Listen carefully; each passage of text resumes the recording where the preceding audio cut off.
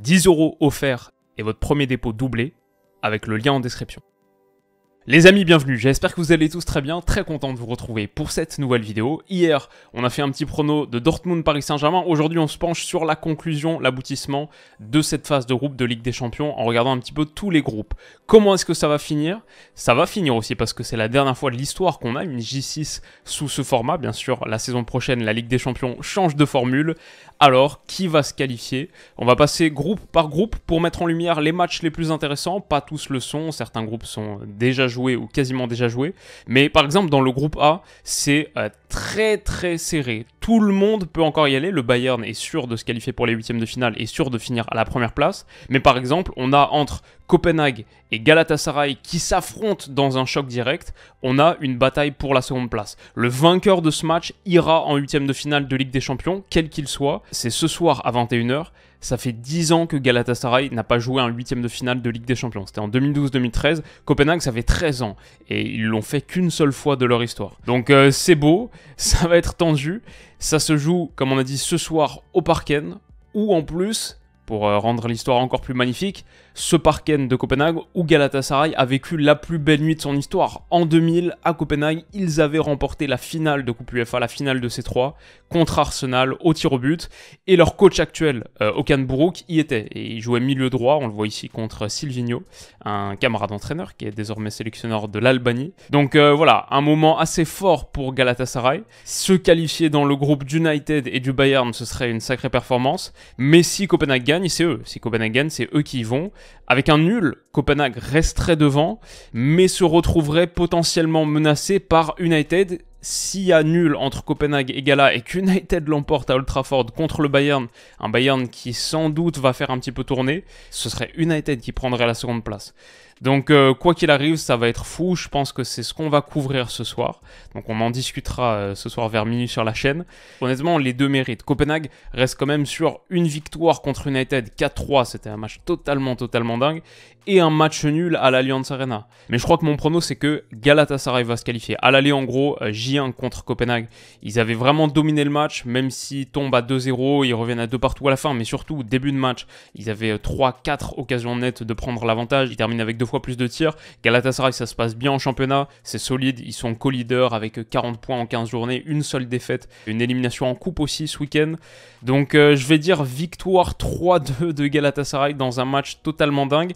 Et United contre le Bayern, même si le Bayern va faire tourner, United c'est très compliqué, ils ont perdu contre Bournemouth ce week-end 3-0, je crois que ça changera pas grand-chose, et ce Bayern qui a été giflé par l'Eintracht à la maison, je crois pas que ce Bayern perd 2 fois de suite, et peut-être que c'est le pire moment pour les prendre. Donc je vais dire que le Bayern le fait à Old Trafford 2-0, ce qui nous offrirait donc une qualification de Galatasaray à la dernière journée dans un scénario un peu dingue. Niveau cote, Galatasaray est à 2,55, le Bayern à 2,25, c'est deux matchs qui sont considérés comme très indécis, on devrait passer une bonne soirée, et le combiné de ces deux cotes s'élève donc à 5,74. Dans le groupe B ensuite, alors pas d'enjeu direct pour la qualification en Champions en huitième de finale, le PSV qui reçoit Arsenal à la maison est sûr de finir deuxième, Arsenal est sûr de finir premier, mais Lens a un vrai truc à jouer, et ça on va en discuter aussi je pense ce soir parce que je vais regarder le match à 18h45, la réception de Séville à Bollaert, pour accéder, pour rester troisième et pour aller en Europa League,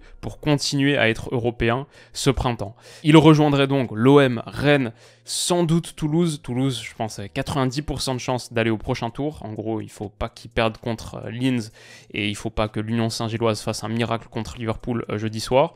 On pourrait avoir donc 4 clubs français en Europa League, même 5 avec le PSG, ce que je souhaite pas, mais 4 clubs français en Europa League au printemps. Pour ça donc, il faut tenir tête à Séville. Et à part contre Arsenal, Lens sur les derniers matchs, c'est quand même assez solide défensivement, et Séville, c'est vraiment pas très bon. Ils sont 16e de Liga, ils sont sur une série de 8 ou 9 matchs sans victoire en championnat. Je pense que Lens va trembler, parce que c'est un match décisif pour la qualif, et mentalement il va falloir être costaud. Je pense que Lens encaisse le premier but, mais je crois que l'appui phénoménal de Bollaert, un petit peu comme ce qu'on a vu contre Arsenal, leur permet de revenir. Je pense qu'un Bollaert bouillant va les pousser à se qualifier en Europa League, et je crois que ça finit un partout comme à l'aller, qualification de Lens. PSV Arsenal, on s'en fiche un peu, Arsenal va faire tourner, et peut-être même le PSV sera une victoire de prestige à la maison face à une équipe qui n'est pas très concernée, qui s'en fiche un petit peu de ce match. Et PSV c'est très bon, donc à l'aller je me souviens que je les avais pronostiqués vainqueurs, ils avaient pris un 0-4. Pourtant contre mauvaise fortune bon cœur, je repars là-dessus et je vais dire le PSV le fait 2-1. Le match nul entre Lens et Séville est à 3,65, Lens 1,94. Regardez, c'est vrai, Arsenal, on s'imagine à quel point ils vont faire tourner, quand même les bookmakers les mettent à 2,50, la victoire d'Arsenal à 2,50. C'est pour ça que je pense que la petite surprise du PSV, pourquoi pas, se tente. Et alors ensuite, on a encore les groupes C, D, E et H où il y a de l'enjeu. Pour la qualification entre Naples et Braga et Porto et Shakhtar, des matchs directs, des batailles directes pour savoir qui va finir deuxième. Attention à Naples, Naples n'est pas encore sorti du bois, Braga les avait vraiment malmenés à l'aller, Naples avait emporté à la 88e. Ça pourrait être la surprise de la semaine, avec une victoire, Braga passe devant Naples et se qualifie en compagnie du Real Madrid. Mais bon, je pense quand même que Naples va le faire et je vais dire 3-1 pour Naples là-dessus. Entre Porto et le Shakhtar, Shakhtar est très bien revenu récemment aussi, changement de coach depuis la première journée, depuis la défaite qu'ils avaient eu contre Porto à l'époque. S'ils l'emportent, il faut aller se déplacer à Porto et l'emporter, c'est pas facile, mais s'ils l'emportent, ils passent devant Porto. Je crois que Porto reste devant le Shakhtar, mais pas de grand chose. Peut-être un match nul assez excitant de partout entre les deux formations, qui permettrait donc de conserver le statu quo dans le groupe. Donc ça c'est entre Naples, Braga, Porto et Shakhtar pour la qualif directe. Et ensuite on a des matchs pour savoir qui va terminer premier. C'est tellement important de terminer premier sur cette campagne de Ligue des Champions. Les autres premiers, il vaut mieux éviter de les affronter en huitième. La Real Sociedad pour l'Inter, c'est costaud. C'est une vraie belle équipe. Ça presse bien, ça joue bien la Real. L'Inter à l'aller avait décroché un nul un partout à San Sebastian. Cette fois, je pense qu'à la maison, ils ont ce qu'il faut pour battre la Real et terminer en tête de ce groupe. L'Inter, c'est très costaud en ce moment. Ça joue super bien aussi. Ça marque beaucoup de buts. Un peu moins en Ligue des Champions. Peut-être les matchs sont un petit peu plus tactiques. Peut-être Simone Inzaghi nous sort ses plans calibrés. Mais voilà, à la maison, je pense que l'Inter le fait quand même. Et je vais dire victoire 2-1 pour eux. Entre l'Atleti et la Lazio, c'est un petit peu le même scénario. L'Atleti à la maison doit seulement résister. Ils sont dans une position un petit peu plus confortable que l'Inter contre la Real. Ils doivent seulement résister. Un match nul leur permettrait de terminer premier devant la Lazio, qui les deux sont assurés de se qualifier aussi. À l'aller, on s'en souvient, l'Atleti menait 1-0 contre la Lazio et il avait fallu un but de Provedel à la 95e minute. Le gardien de la Lazio montait sur corner pour permettre aux lazialistes de décrocher un point. Donc je pense que l'Atleti reste bien favori. Ça me semble être une meilleure équipe que la Lazio. Et je suis entre une victoire ou un nul qui est suffisant. Pour l'Atleti, un nul est suffisant. Peut-être quand même une victoire, une courte victoire de l'Atleti, je vais dire 1-0. Dans un match où leur solidité défensive, en tout cas, leur permettrait de conserver la première place du groupe. Le groupe G, pour en parler rapidement, City est sûr de finir premier, Leipzig sûr de finir deuxième, les Young Boys sûr de finir troisième et l'Étoile Rouge sûr de finir dernière. Donc on va passer tout de suite au dernier, le groupe F. J'ai déjà fait une vidéo détaillée vingtaine de minutes hier pour parler de ce choc, le gros match de cette 6e journée entre Dortmund et le Paris Saint-Germain. Dortmund est déjà qualifié, mais les trois autres peuvent encore prendre la seconde place et même la première pour le Paris Saint-Germain avec une victoire au Signal Iduna Park. Ce qui est assez dingue comme scénario. Avec une victoire, Paris finit en tête du groupe. Avec un nul du Paris Saint-Germain, une victoire de Newcastle dans l'autre match contre l'AC Milan éliminerait le PSG. Newcastle prendrait cette seconde place. Avec une défaite du Paris Saint-Germain à Dortmund, soit une victoire de Newcastle, soit une victoire de l'AC Milan les éliminerait. L'AC Milan qui est dernier en ayant marqué 3 buts pour l'instant sur cette campagne de Ligue des Champions, c'est la pire attaque à égalité, mais personne n'a marqué moins de buts pour l'instant sur cette campagne. Cet AC Milan peut encore se qualifier. Il faudra une défaite du PSG à Dortmund et une victoire de l'AC Milan à St. James Park. Ça va être totalement dingue dans ce groupe. Mon prono, comme vous le savez, si vous avez vu la vidéo hier, c'est que le PSG le fait. Je crois qu'il y a beaucoup d'absence côté Dortmund. Alors apparemment, petit rectificatif par rapport à la vidéo d'hier, Wolf est incertain, pas absent totalement. On hésitait entre une compo à 3 derrière ou à 4 derrière. Est-ce que c'est comme le match aller ou comme ce que fait Dortmund depuis un moment maintenant en Ligue des Champions, en championnat? On verra, ça va être passionnant, c'est mercredi soir et bien sûr on analysera ça au coup de sifflet final. Mais je crois que ce PSG moins affaibli, même si l'absence de Dembélé fait un petit peu peur, même si un déplacement aux Signal Iduna Park ça fait un peu peur, Dortmund est déjà qualifié. Et le PSG dos au mur qui n'a jamais été sorti des phases de groupe de la Ligue des Champions RQSI, je pense qu'il se qualifie avec une victoire 2-1. Donc dans l'autre match, c'est aussi un match pour la qualif en Europa League, même s'il n'y a pas de qualif en Ligue des Champions pour Newcastle ou Milan. Les deux peuvent encore y croire, mais quoi qu'il arrive, c'est aussi un match pour la qualif en Europa League. Milan, Raphaël Leao devrait revenir, peut-être titularisé dès le coup d'envoi, donc ça c'est une bonne nouvelle pour eux. Mais ils ont de gros problèmes d'absents en défense centrale, où ils n'ont pas de Kier, mais surtout pas de Kalulu, pas de Malick Thiaw.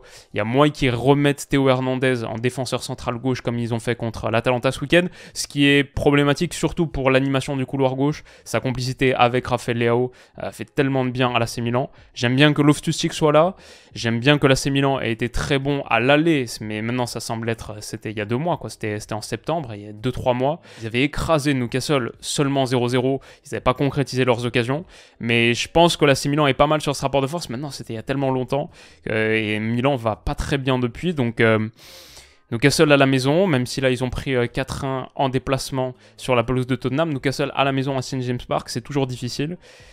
Dur à dire, peut-être que Newcastle le fait, et ça mettrait le PSG dans une position très très inconfortable. Je vais dire 2-1 pour Newcastle, et du coup il faut une victoire du PSG pour se qualifier dans ce scénario. Ça va être très très tendu mercredi soir autour de 22h30. Les dernières minutes de ces affrontements pourraient être particulièrement stressants. Le PSG est favori quand même, sans doute leur victoire au match aller contre ce même Dortmund, et le fait qu'ils ont vraiment besoin de l'emporter, pas du tout le cas de Dortmund. Le PSG est favori à 1,85.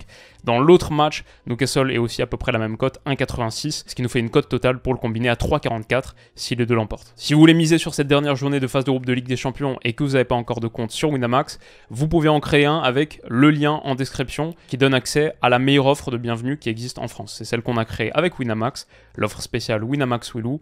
Vous avez votre premier dépôt qui est instantanément doublé en pari gratuit et vous recevez aussi 10 € en cash. Si vous mettez le minimum, votre premier dépôt de 15 € est devenu un capital de 40 € au total avec lesquels vous pouvez parier. C'est interdit aux mineurs et parier plutôt des petites sommes. La plupart du temps, au pari sportif, on perd. Et donc voilà pour la preview express de cette dernière journée de phase de groupe de Ligue des Champions, dernière journée de l'histoire sur un format de poule à 6 matchs. Qu'est-ce que ça va donner? Qu'est-ce que vous voyez comme scénario un petit peu foufou? Je crois que le groupe A, Galatasaray et Copenhague, c'est vraiment passionnant ce qui va se passer ce soir. On espère la qualif de Lens aussi en Europa League. Et bien sûr, le Paris Saint-Germain mercredi pour boucler tout ça. Et on parlera d'Europa League jeudi parce que les clubs français sont engagés véritablement dans toutes les compétitions. Ça fait plaisir. On espère que cette semaine européenne va bien se passer. Prenez soin de vous les amis. Rendez-vous dans quelques heures pour l'analyse des matchs. Et on se dit à bientôt. Bisous.